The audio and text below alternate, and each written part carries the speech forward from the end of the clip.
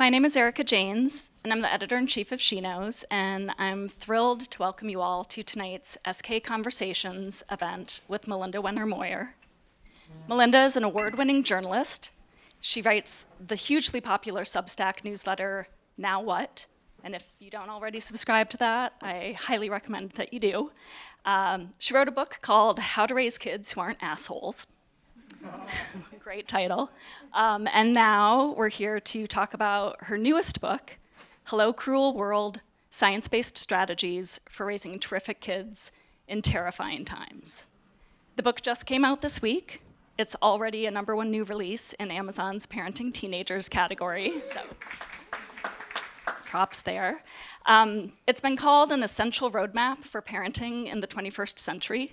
And having read it, gotten a sneak peek, I can tell you that it's packed with all sorts of actionable and smart advice about everything from fostering resilience in your kids to navigating screen time and social media challenges and raising media literate kids. Speaking of media literate kids, we are going to be asking a few of our members of our She Knows Teen Council to come up here in a little while and share their thoughts and opinions on the topics we are discussing. And we will have time for audience questions afterwards. But I'm thrilled to welcome Melinda and start this conversation. So please join me in welcoming Melinda Wenner Moyer.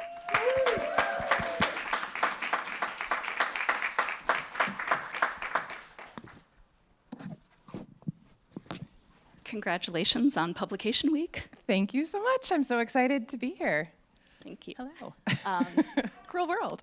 Welcome. I've never written a book, but I imagine they take a long time to write. And yet you seem to have come out with a book that has the most timely theme and most timely title ever, because I think, speaking for myself, but also maybe speaking for other people, it seems like we're in, turbulent and confusing times, faced with a lot of challenges of raising kids that we, feel are new to us, not things that our parents necessarily dealt with. So I wanted to first of all ask how you knew this was the book you needed to write and when. So this book was actually pretty quick to happen, quicker than my first book. I had the idea about 2 years ago. And so my first book was How to Raise Kids Who Aren't Assholes. And that was really all about the science of raising good human beings and people who would do good in the world. And that felt really, really important to me to learn about and to write about. And then I started thinking a lot about kids' mental health as well, because we've heard a lot of scary statistics about kids' mental health. I have 2 kids. I have a 10-year-old and a 14-year-old.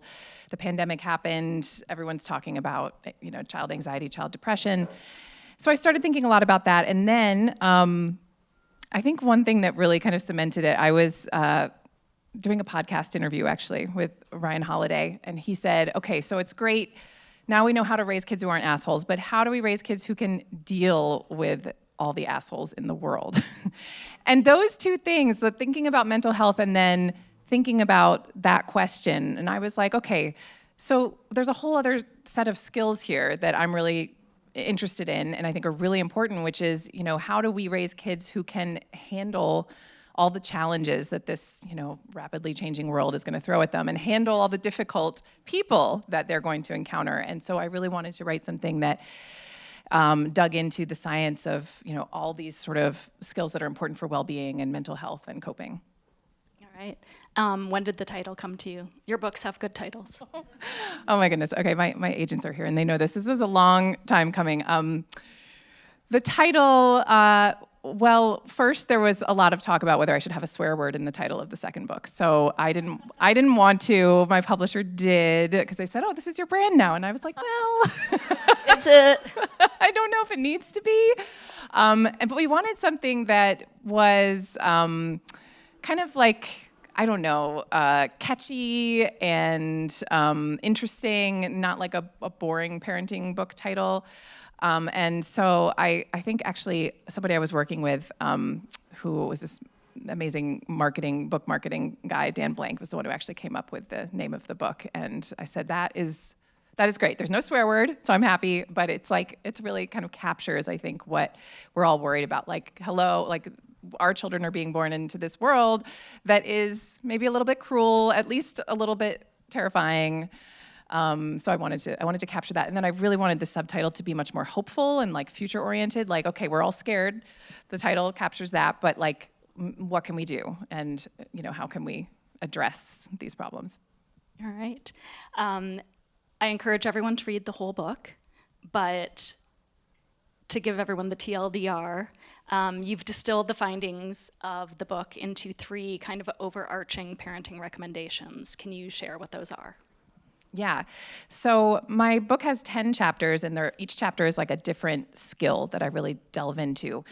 But I noticed when I was reporting the science on this, I mean, at first I was like, what if these, the science on how to build resilience totally conflicts with the science on how to build empathy, and it's all confusing. And what I found actually was the opposite, that there were these themes that kept coming up over and over again when I was looking at different skills, which was really reassuring, honestly.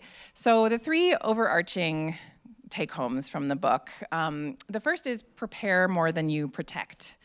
So this is really a lot about building resilience. We are in a culture that is, we may talk about this, I don't know, but a very anxious, there's a lot of anxious parents, including me, and for good reason, right?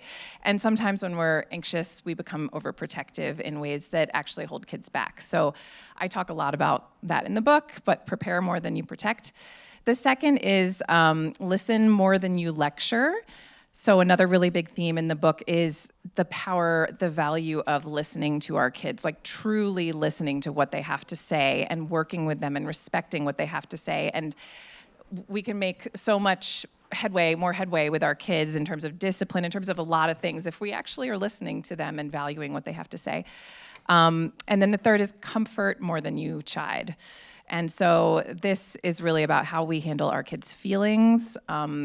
And there's a lot of research now suggesting that when we welcome and we validate our kids' feelings, we allow them, then kids have the opportunity to then sort of sit with those feelings, learn about them, figure out how to cope with them, and they develop a lot of really important coping skills through that, instead of the sort of dismissive, like, you're okay, why are you so upset, calm down. So I'm encouraging parents to be more empathetic, more comforting than they are chiding. All right. One of the things that you talk about in the book a lot is resilience. You write that teens who are self-compassionate are more resilient, not as negatively affected by stress, and have fewer symptoms of anxiety and depression. And I think that all sounds like good stuff that we want for our kids. So how do you recommend that we nurture resilience in our kids? Yeah. Self-compassion too, or self-compassion? Yeah, okay. Yes, my first chapter is all about self-compassion, which I think is a trait we don't really think about as being crucial for our kids necessarily. But when I looked into the research, it was really powerful. Like, self-compassionate kids they are so much more resilient. They're also more mentally healthy. So one thing that I've kind of already touched upon is talking to kids about their feelings, allowing their feelings. This is a really important first step in self-compassion, which is, it's a form of kind of mindfulness. Just to back up, self-compassion has been broken down by researchers into these 3 components. And the first one is really like recognizing that you're having a hard time and recognizing your feelings, and sort of like stepping out of the moment and stepping out of your rumination and the, beating yourself up that you might be feeling, and saying, okay, I'm having a really hard time now. And just that tiny little step outside of our feelings is so powerful for developing self-compassion. The second one is recognizing your shared humanity and helping kids do this. So what that means is helping kids understand they're not alone. They're not the only people who have felt this way, who have felt horrible. This one has to be done carefully, because you can be kind of dismissive if you don't do this one carefully. You could say, like, well, everybody feels this way. What's the big deal? Like, calm down. It's more about, like, you know what? Anyone in this situation, I think, would be having a hard time. Like, anyone in this situation would be upset, and letting them recognize that this is something that's shared. We all have tough moments as humans. And then the third thing is probably what we think of when we think of self-compassion, which is like treating yourself kindly, or treating yourself like you would treat a friend. And this is when we can encourage our kids, if they're like, I'm the worst person in the world because I spilled orange juice on my shirt, which is something that my daughter has done. we can say like, okay, well, would you say that to your best friend if she'd spilled orange juice on her shirt? Like, what would you say to her? Would you say she's the worst person in the world? And it's really like, again, it's a form of stepping out of the moment and sort of saying, okay, but if this were somebody else, would you be this mean to them if they made this mistake? And helping them be kinder to themselves that way. All right. Speaking of self-compassion, which I think is hard enough for us as adults, let alone for our kids, but I did love one point in the book that you had, which maybe was not the most important point, but I latched onto it. Is the importance of giving ourselves grace as parents. And you say that it's not just good for us, but it's also good for our kids too, which sounds like really good news. But again, easier said than done. So how do you recommend we go about doing that, and how do you give yourself grace? Well, it is not easy. But yes, actually, the first thing that all of the researchers who study self-compassion said to me when I said, what can parents do to raise self-compassionate kids, was they said, parents have to be self-compassionate to themselves. They have to be kind to themselves because kids are watching us and they notice if we beat ourselves up because we burned dinner, and they think, well, maybe this is what I should do when I make a mistake. So it is really important to try to model self-compassion, but how do we do it? I mean, we can use the 3 steps I mentioned. I mean, I will say I had a moment today where I could have gone either way because I had a piece published in the New York Times, and my editor said, which I contribute to sometimes, in the well section, and my editor said, I think there's a mistake in here. Some readers read it and they noticed a mistake. And I had this moment of, oh my God, it is true. There was a mistake. And I was like, in this moment, do I beat myself up and say I'm the most terrible writer in the world? I thought about it and I realized, okay, corrections run in the New York Times all the time. This happens. Mistakes happen. I've been very busy. Life is, this is just like part of life. Writers make mistakes. It's okay. And I just like took a deep breath and I told myself, I'm not the only one who has done this. This is why there is a corrections section. This is why corrections happen. It is okay. It was not a terrible error. It was just a silly one. So a lot of it for me is like, okay, it's the shared humanity thing for me. It's like other people have done this and it hasn't been the end of the world, and it's not going to be the end of the world for me, even though I feel really dumb right now. And I'm wondering if my editor is really mad, but she probably isn't because I know that she does this, this is part of her job. So for me, it's like taking deep breaths, trying to pull myself out of it, thinking about the big picture. And sometimes I even like get my kids actually get involved in my self-compassion sometimes. Like my daughter is like, I don't think you're treating yourself as kindly as you should be, Mom. And those are really special moments too, because I say, yes, you know what, you're right, and self-compassion is hard. We have a lot of conversations about like things are hard, and I struggle with them too. And I think this is a really important part of parenting too. Like, our kids need to know we're not perfect, that we mess up, and that it's okay because they're going to mess up, and it's going to be okay. Newsflash to my kids here in the front row: I'm not perfect. I try. I do want to switch gears for a minute here. A big part of raising kids who thrive is teaching them independence. But you write about the effect of anxiety on parenting today and how anxious parents often make overprotective parenting decisions. That's a message that we're hearing more and more these days, I think, hearing from some authors like Jonathan Haidt, that we're underprotecting kids online, overprotecting them in the real world. How do you deal with that as a parent, and how do you recommend that we as parents kind of shelve our own anxiety enough to help our kids get the independence they need to thrive? Yeah, I think this is really hard because I really strongly believe it is not our fault that we are very, very anxious. I think we are being told that we should be very, very anxious from a lot of different sources. So one of the things I do a lot of in my Substack newsletter is I talk about the fear-mongering messages that parents get from social media, from books, the things that make us feel like if we don't do everything right as a parent, then we're a terrible parent. If we don't pour all our resources into our kids' development, then they're going to fail. Like all of these messages, I feel like we're getting from everywhere. That are making us really worried and making us think our kids aren't going to succeed, they're not going to be happy, they're going to be mentally, all these things. And so I think it can be really helpful to recognize that one reason we are feeling this anxiety is because we're being primed to feel this anxiety. That for me is very helpful, because when I start to feel guilt or when I start to feel bad about something, I'm like, okay, this is not really real. This is my anxious brain. So I'm like channeling my therapist too. This is my anxious brain talking to me, and the reason it's talking to me like this is because it's being told that, it's been told in so many different ways that it should feel this way. So that for me helps a lot. And I think also just recognizing that when we are really anxious with our kids, they pick up on it, they notice. It affects our parenting in ways that can be counterproductive. And so sometimes the risks that we are so nervous about our kids taking, those risks are actually really, really important for their development, because when kids are a little bit uncomfortable or outside their comfort zone, that's how they develop skills. That's how they learn how to emotionally regulate. It's how they learn problem solving skills. It's, when they're fighting with their friends, like that's how they learn social problem solving. So I also remind myself that when my kids are uncomfortable, which often makes me uncomfortable, it might actually be really quite good for them if it's, in a safe context. All right. One of the things that I think makes a lot of us parents feel anxious and feels risky these days is social media, which you have a chapter on. This is something we're definitely all trying to navigate as parents, and especially for those of us who have, already have teens who are on social media. Maybe we're on a little bit earlier than now we might let them if we were making that decision over again. But what's your advice for navigating social media? Okay, yeah, that's one of my longest chapters, so I could go on and on, but I will not do that to you.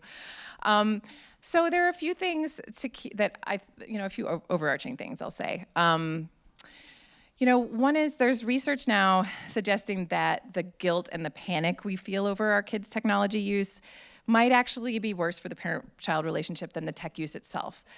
This is a situation in which we are being told to be very, very scared. And I think that there are legitimate reasons for us to be nervous about social media, for sure.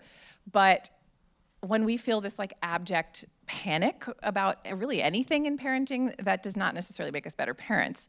So this is another situation in which I think we need to remember that fear-based parenting isn't always helpful, and sometimes taking a deep breath and saying, okay, you know what, I'm not gonna lose my mind over the fact that my kid just snuck onto TikTok. Instead, I'm gonna, it's gonna be okay. I'm gonna deal with this later when I'm calmer, that kind of thing.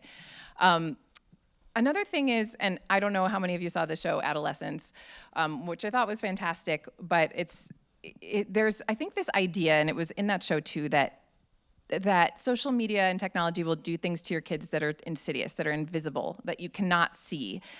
And when I've talked to social media experts, and I have a friend whose husband is the exact job, who is the psychologist in the show. The fact, researchers told me that you can see if your kids are struggling because of social media or because of really anything. You see the harm from it if you're paying attention. It's not something that's just gonna appear and your kid is gonna commit murder. This is something that happens over time, and you can recognize it if you're paying attention, and then you can get involved. And I talk in my book about what you might wanna do. And then the final thing I just wanna say is, rules, monitoring, all these things can be really, really helpful tools. But especially with kids over about the age of 8, what the research suggests is that we should do that in the context of open conversations with our kids about why, about our rationale, about our concerns, really trying to understand what they're doing, why they're doing it, listening to them. There are circumstances in which if kids aren't on social media, they might be losing touch with their friends in real life. They might not be able to make plans with them. There are things that we need to keep in mind, that there are benefits sometimes from social media. But we should listen to our kids and why they want to use different things, and be willing to negotiate a little. I'm not saying we shouldn't have rules. We should absolutely have rules and structure, but it helps if we can do it in a respectful way with our kids, and in a sort of an open and conversational way, and just continued conversations about what they're up to online is really helpful. All right, thank you. Kind of related to that, one area of very modern parenting that you cover feels especially tricky these days, and that's navigating media literacy. Our kids are using AI, being exposed to deep fakes. There are unvetted sources all over the place. There are influencers who may or may not know what they're talking about. How can we teach our kids to be savvy consumers of information? Yeah, this is a great question, and I think I interviewed... In 2 minutes. In 2 minutes. I interviewed so many people for this chapter because I was like, how do you teach media literacy? This is such a huge topic. And I will just give one of the, the pieces of advice that they gave me, which is encourage your kids to ask questions about the media they're consuming and ask them questions about the media they're consuming. And the goal really is to help them understand that there's always people creating the media. And sometimes people have agendas, and sometimes people are just trying to sell you things. So yesterday, when my daughter was going to bed, I have a 10-year-old daughter, and she was all upset because she hadn't washed her face. And I said, okay, well, why do you think you really need to wash your face every night? And she said, well, that's what I hear. I've seen that on YouTube. And I was like, who do you think is telling you? Why do you think people might be telling you on social media to wash your face like every night, or else something bad will happen? And she's like, I don't know. And it's like, maybe it's people who want to sell you face wash. Maybe it's people who want to make you worried about your face so that you buy their products. And she was like, yeah, that might be true. So it's kind of like just helping kids understand that there could be sometimes nefarious reasons for people to be making media, sometimes not. But just always, I guess it's like fostering a curious mindset in your kids about like, where did this come from? Can I trust the source of this information? That's a huge one. And I talk about how we can do that with our kids and the kinds of conversations and exercises we can go through. But, is this person truly an expert in this issue that, you're getting information on, or maybe not? And where could we get the information that might be better? And just like doing Google searches with your kids is super helpful. And going through and saying, here's why I'm typing this in, and here's why I'm not going to click on that particular result. I'm going to go down to the 10th result, which is actually maybe a credible source. And doing these kinds of things with your kids is super helpful too. Okay, great. I have one more question before we take a quick break for a video and then bring on our panelists. What has been your biggest personal takeaway in the process of writing this book, and how has it changed your own parenting as the mom of a teen and a tween? Yeah. The biggest thing that I learned is I've already sort of said this, but it's the value of really listening to our kids. There's some really interesting research on this. So, we know that when we listen to and value what our kids are saying, they're more willing to listen to us, and they're more willing to work with us. We also know there's really interesting research suggesting that when people feel listened to, when people feel heard, they become more open-minded, they become more intellectually humble. And I've been thinking a lot, and I talk in my book about how do we prevent polarization in our kids? How do we prevent bias? How do we interrupt the development of bias? And this was one of the things that researchers said is, paradoxically, just listening to your kids will actually make them, because when you feel listened to, you feel safe. And I talk in the book, or I think, about when you're feeling threatened, like if somebody's in your house, you kind of have this tunnel vision of like, I need to get my family safe and I need to get out. And everything else in the periphery goes away and you're just focused on like survival, right? And the opposite is when you're feeling safe, you open up, your brain kind of opens up a little bit and you're much more open to things, all around you. And so that's kind of the rationale for this. But when you feel really heard, you're much more willing to work with others. You're much more willing to, research has suggested that you're much more willing to recognize your own flaws and limitations in your knowledge, like all sorts of stuff. So there just seem to be a ton of reasons why listening to our kids can be incredibly valuable. And that's what I'm trying to do more of with my kids. All right, thank you. We are going to show a video, and we're going to reconfigure the chairs up here just for a minute to make room for our teen panelists. So we're going to show you a little bit more about what our Teen Council is all about. All right, that was just a sneak peek at a little bit of what our Teen Council does. If you have a teen who is interested in joining, please come see me, visit sheknows.com. We have both a parent council and teen council that you can scan right there to get more information. We are always looking for more members. And as you just saw, we are continuing a program this summer where we are going to be delving into the idea of how we continue to raise kids who thrive in young adulthood. So look for a lot more from our Teen Council. And now I would like to invite Melinda back up on stage and also invite our Teen Council members, Ajani, Greta, and Juliet. Thank you so much for joining us. I'm going to ask you all to give a quick introduction of yourselves. Ajani, I'll start with you. Hi. Hi, my name is Ajani. I'm 18. I go to Wesleyan University. I'm from Brooklyn, New York. And that's it, yeah. Hi, I'm Greta. I'm 17. I also live in Brooklyn, and I go to high school in the city. I'm Juliet. I'm 17, and I go to Trevor Day School, and I live in Manhattan. Thank you. Thank you so much for being here. So we are talking about a book that is very focused on helping us raise our teens, raise our children to be thriving, successful, happy young adults. You are all on the cusp of that. I wanted to start by asking, what do you think it is that parents don't understand about the challenges of being a teenager today? And Ajani, I will start with you. Something that I think parents don't understand is, I would say, prying you about school or asking you about stressful things that you've maybe heard multiple times during that day. So then it's a bit more stressful and you get a bit more angry when you're once again asked by your parent about said topic. But yeah, I'll start with that. Greta, what about you? I would probably say kind of the feeling about how it doesn't feel like there's a lot of room for mistakes at all, not only with college for me and applying to college, but also with social media and things like that. Your mistakes can be posted online. They're on photos and they're on everything. And I think there definitely is a huge pressure to be perfect. Yeah, I definitely agree with both of those. I have this little 5th grader that I babysit, and when I pick him up from school, I ask him every day, like, how was your day? And he just kind of looks at me and he goes, it was fine. And I go, okay. And then it occurred to me, I was like, when I was in 5th grade, I hated when my babysitter, my parents, would ask me how my day was. And he was like, yeah, I really don't like it. And I was like, okay, I'll stop asking you how your day was. So I just think sort of like the further away you get from being a teen, like as you grow up, you sort of forget what it's like to be a teen. You forget what it's like to be in our minds. And I second both of the things they said, like, we have our own little way of communicating. There's a lot of pressure. We deal with the same stuff every single day. School, being asked about school, where are you going to college? Why do you want to go there? You should go here. And, it's just a lot of pressure. So, yeah, I agree. Right.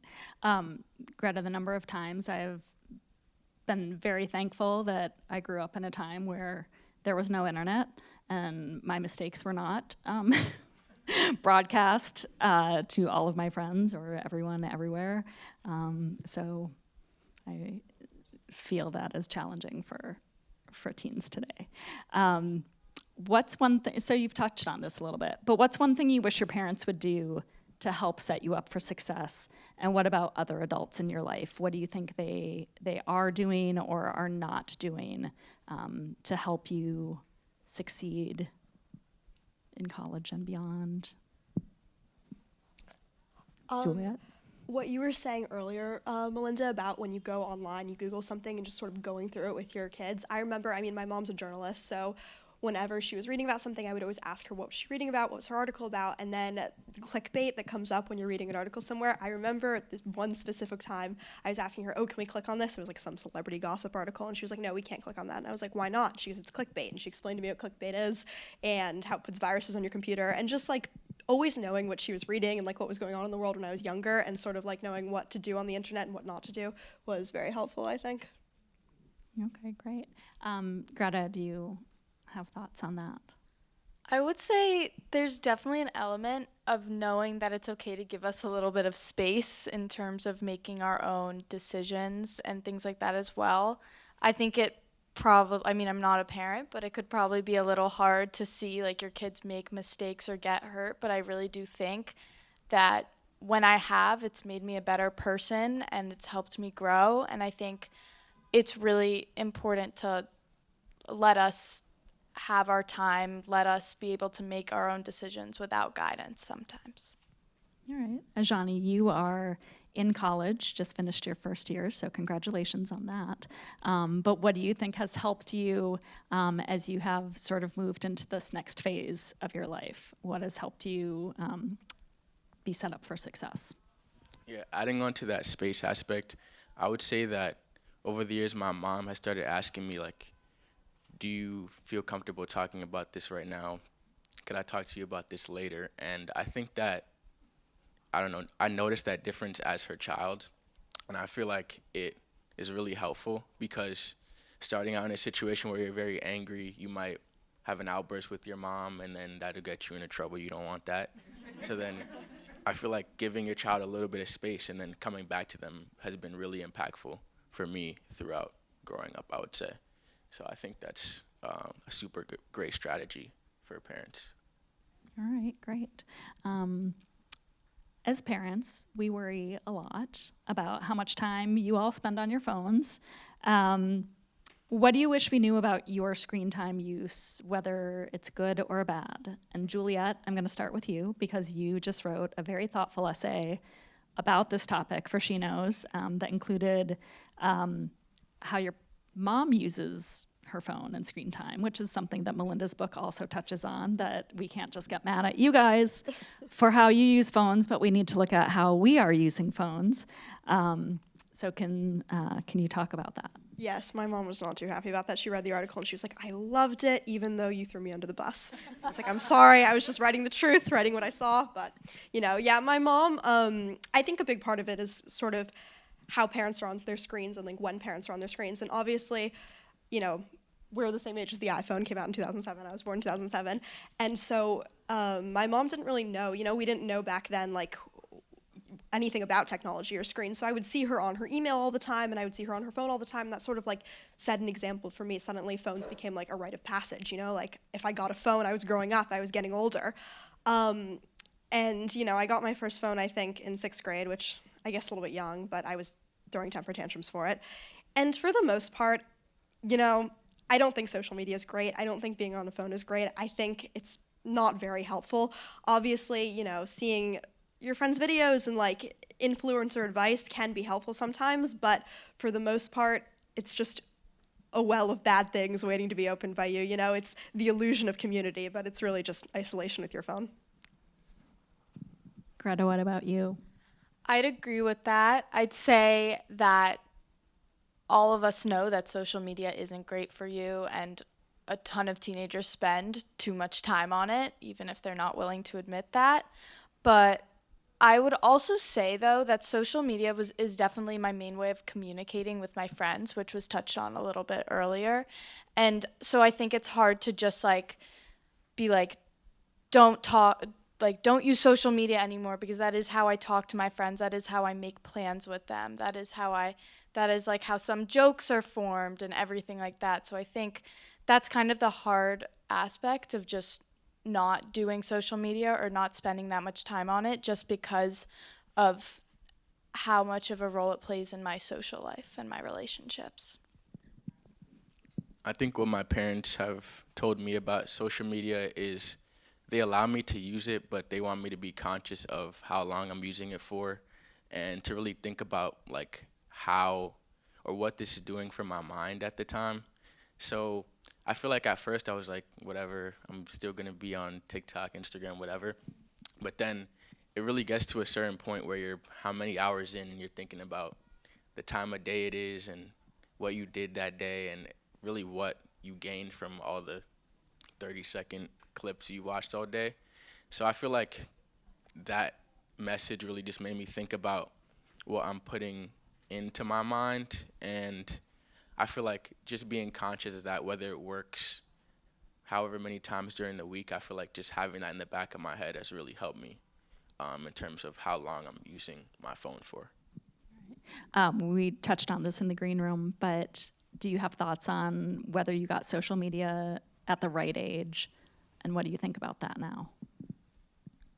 For me, when I got my phone, my mom put a ton of restrictions on it, so I couldn't even listen to music with curse words. Like I didn't have anything. But it just made me more curious, and so you could debate on whether it worked or not. But I was just talking to my friends about what they had and what I didn't have access to, and I just wanted to learn more about it. But I would say that I guess it worked. I mean, yeah, I got my phone when I was in 7th grade, I believe. So, yeah. Julia,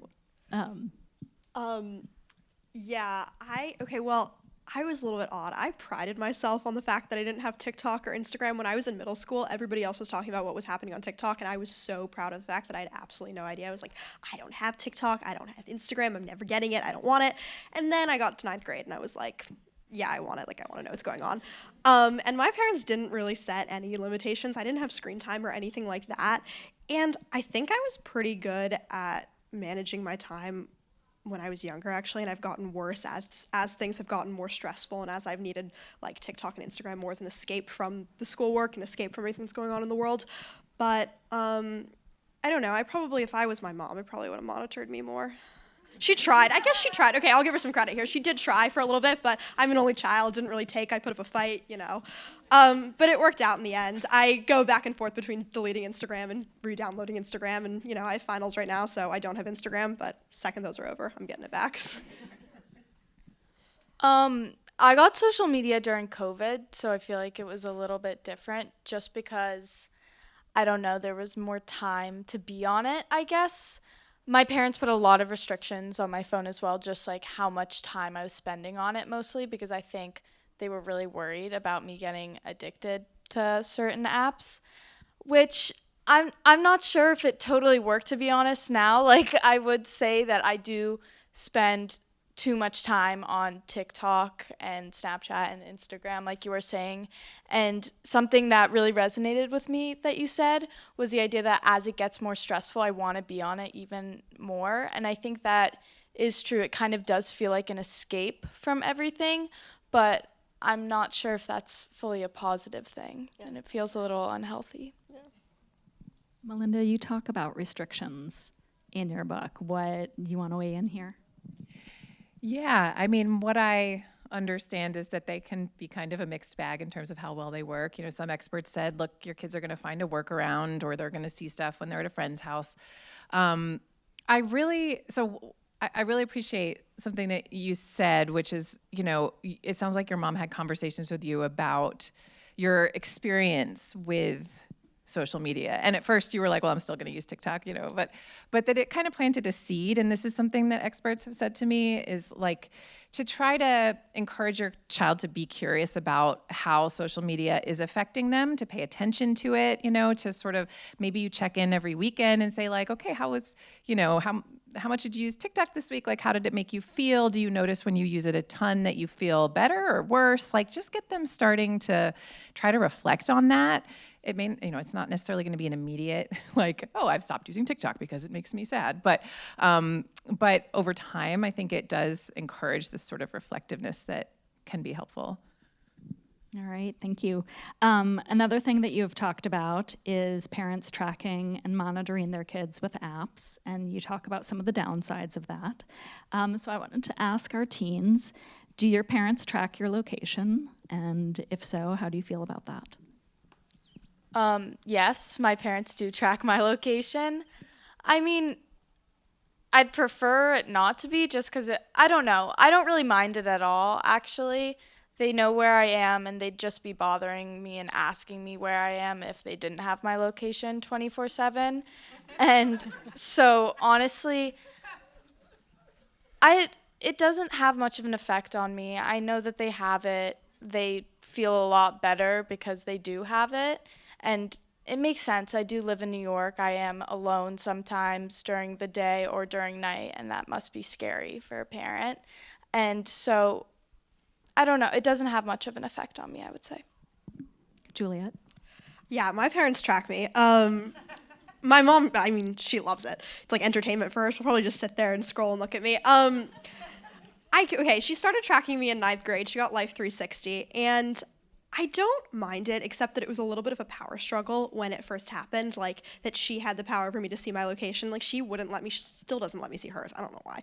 But she would, like, I don't know, it was a little bit of a power struggle, and then she would always like track me and ask where I was. And then my friends and I used to try to find workarounds. Like, we would look for how to pause your Life 360 location, just because it was like a game between me and my mom. I understand why location tracking can be important, but also, like, their parents definitely did not track their locations. And there's a quote from the Jonathan Haidt book. It's like, we overprotect in the real world and underprotect in the digital world. So I don't know. I don't think location sharing is necessary, but I don't think there's a parent today that doesn't do it. I don't know, maybe I'm wrong. Ajani, I'm interested in your take, especially as a college student now. Yeah, my parents have my location, but it's almost as if they don't know how to use it because they ask me all the time where I am when they have it. So I don't know. Maybe I need to like give them a pointer on how they can see where I'm at. But yeah, they ask me all the time. So I feel like I don't have a problem with it because maybe I know that they're not using it properly. But it's also like I'm on campus, so I don't really have anything to hide. I don't know. So I don't have a problem with them having my location. But they definitely need a lesson or two on how to know where I am. Melinda, do you want to talk about some of the findings you discussed in the book about monitoring? Yeah, I wish there was more research on it, but the experts I talked to and what the research suggests, it's kind of ambivalent. Is basically monitoring can be useful for sure, and the experts that I talked to said, the take home is not like don't use monitoring tools, but don't use them as a crutch. Like don't use them as an alternative to actually having conversations with your kids about what they're up to. And so that's one of the fears, is that parents will just be looking at where you are on the phone and not actually like engaging with their kids about what they're doing.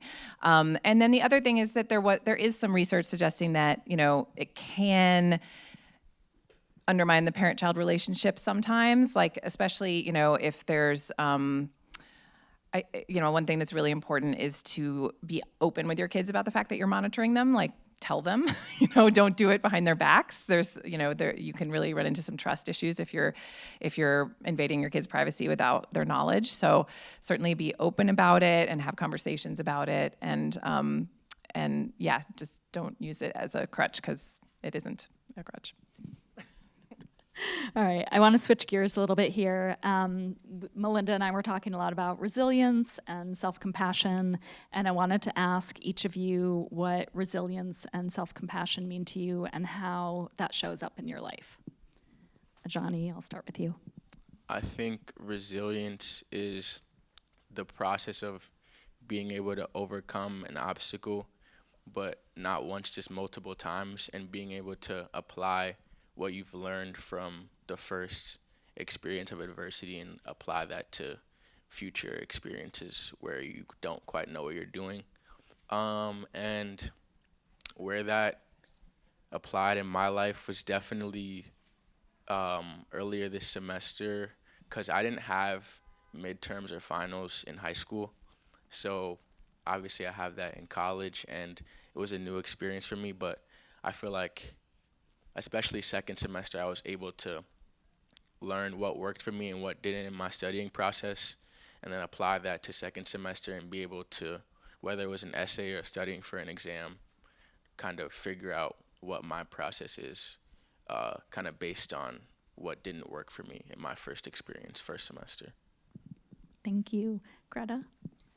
Yeah, I would agree with everything you said, and also kind of the idea of being able to bounce back a little bit, which is something I've been working on and a hard skill to have, but I think there's kind of an idea that the world doesn't stop even when a challenge happens, and so that's something you have to learn to be, is to be resilient, to be able to keep going.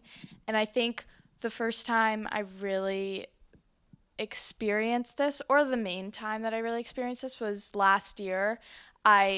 School became harder, and I had to learn that I can't dwell on one bad grade. I can't dwell on one teacher not saying the nicest thing to me or something like that. Like, I have to keep going. I have to be resilient, and I have to keep doing my best, which is something that I think I've gotten better with over time.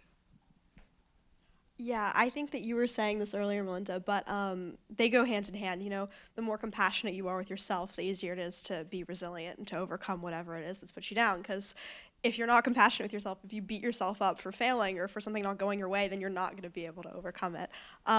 If you can learn self-compassion, you can learn resilience. And I guess it goes the other way around. If you can learn resilience, you can learn self-compassion. But yeah, I mean, being young, being an adolescent, it's full of hardship, and there's gonna be challenges. It's inevitable. We're human, and it's how you overcome those. And, sometimes it takes people like 20 years, decades to learn how to overcome it. And, you gotta learn.